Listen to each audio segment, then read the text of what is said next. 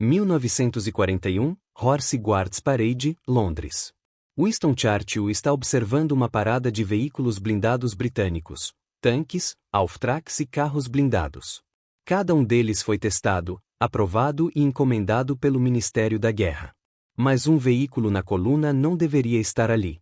Ele é enorme, mais alto que qualquer outro ao redor, pintado em cores brilhantes de fábrica em vez de camuflagem militar. Ninguém no Ministério da Guerra autorizou sua presença. Uma empresa de ônibus de Londres havia contrabandeado seu próprio carro blindado para dentro de um desfile militar, esperando chamar a atenção do primeiro-ministro. E funcionou. Aquele veículo era o AEC Armored Car. Ele se tornaria o carro blindado com rodas mais fortemente armado e blindado usado por qualquer nação aliada na Segunda Guerra Mundial. E veio de uma fábrica cujo letreiro dizia com orgulho: Construtores dos ônibus de Londres. Em 1940, as tripulações de carros blindados britânicos no deserto ocidental enfrentavam uma crise que não conseguiam resolver. Seus veículos carregavam apenas metralhadoras. Já os carros blindados italianos possuíam canhões automáticos de 20 mm, e os veículos de reconhecimento alemães de 8 rodas tinham armamentos iguais ou melhores. Uma metralhadora não consegue penetrar blindagem. As tripulações britânicas podiam observar o inimigo e relatar posições. Mas no momento em que um carro blindado alemão aparecia, eles tinham que fugir. Não havia outra opção. A diferença entre o que os carros blindados britânicos possuíam e o que o campo de batalha exigia estava ficando cada vez maior. No deserto aberto, reconhecimento era tudo. Quem encontrasse o inimigo primeiro controlava a batalha. Porém, os veículos britânicos estavam sendo expulsos por inimigos que conseguiam ver, mas não conseguiam destruir. As tropas começaram a improvisar. Retiravam armas de veículos inimigos capturados e as instalavam em seus próprios carros. Era perigoso, pouco confiável e completamente não oficial. Mas provou algo importante: as tripulações não queriam apenas observar e fugir, queriam lutar. O que precisavam era um canhão capaz de destruir blindagem e uma proteção espessa o suficiente para sobreviver quando o inimigo revidasse. A empresa Associated Equipment Company de Southall vinha construindo ônibus e caminhões de Londres desde 1912. Durante a guerra, passou a produzir equipamentos militares, entregando mais de 8.600 tratores de artilharia Matador 4x4 para o exército britânico. Os engenheiros da AEC perceberam uma oportunidade que o Ministério da Guerra havia ignorado.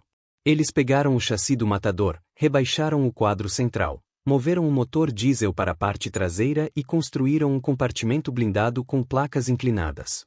Em cima, instalaram uma torre de tanque real. Não era uma simples metralhadora, nem um canhão automático. Era a torre do tanque de infantaria Valentine Tank, equipada com um canhão QF de 2 libras, 40 mm, o mesmo usado nos tanques cruzadores britânicos.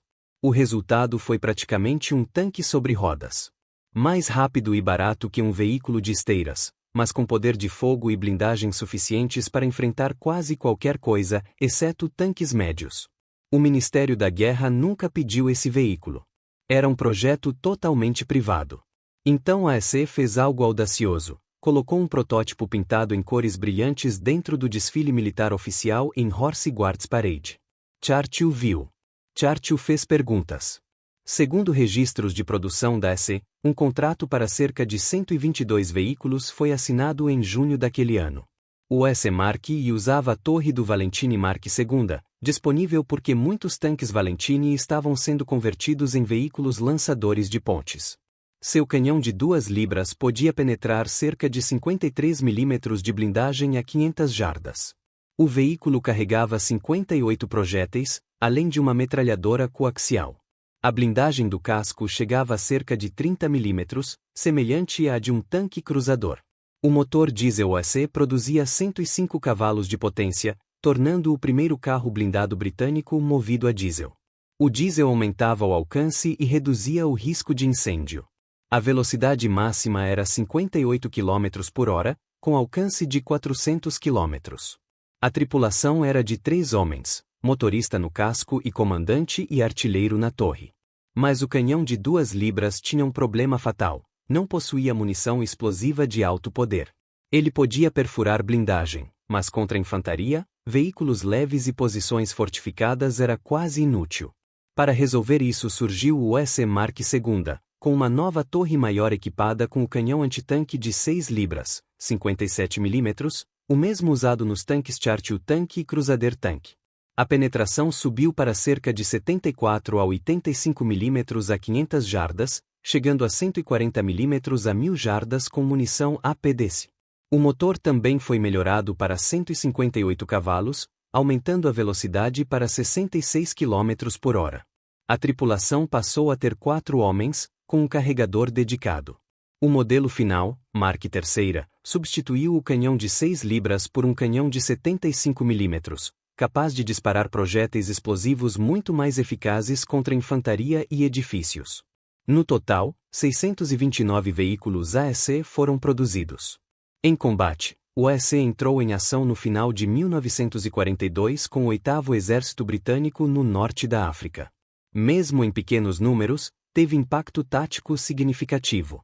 Era praticamente invulnerável aos carros blindados alemães, cujos canhões de 20 mm não conseguiam penetrar sua blindagem. Comparado a outros carros blindados da guerra, como o M8 Greyhound, o AEC era muito mais pesado e poderoso. Nenhum outro carro blindado da Segunda Guerra Mundial combinava um canhão completo de tanque com blindagem de torre de até 65 mm. Essa combinação era única. O AEC permaneceu em serviço britânico até cerca de 1958, quando foi substituído pelo Alvis Salad. Após a guerra, vários países também o utilizaram. O conceito que ele iniciou, um veículo com rodas equipado com um canhão de tanque, tornou-se padrão no design de carros blindados no mundo todo. Tudo começou em 1941, quando uma empresa de ônibus decidiu contrabandear um veículo para um desfile militar apenas para chamar a atenção de Churchill.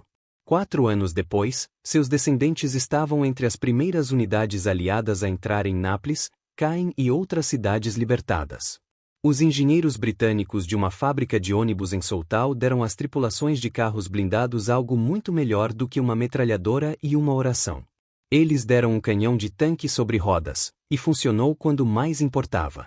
Eles deram às tripulações dos carros blindados algo mais do que uma metralhadora e uma oração. Deram a elas um canhão de tanque sobre rodas, e isso funcionou quando realmente importava.